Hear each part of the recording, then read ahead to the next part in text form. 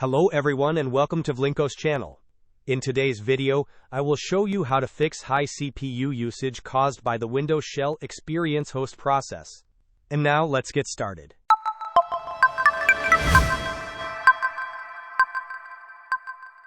If you are experiencing high CPU usage with the Windows ShellExperienceHost, also known as Windows ShellExperienceHost exe, you can try a few solutions. This particular file and process are integral to your computer's operation, so direct removal is not an option.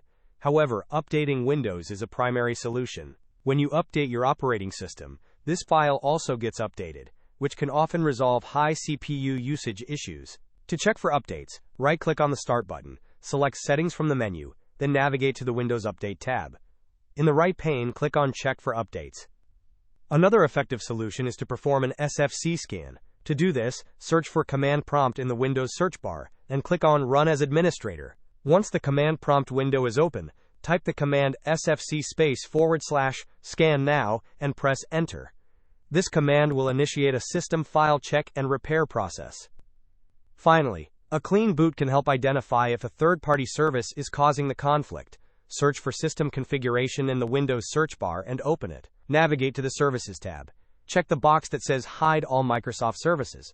After doing so, if any services are still checked, click on Disable All. Then, click on Apply, then OK, and finally restart your computer.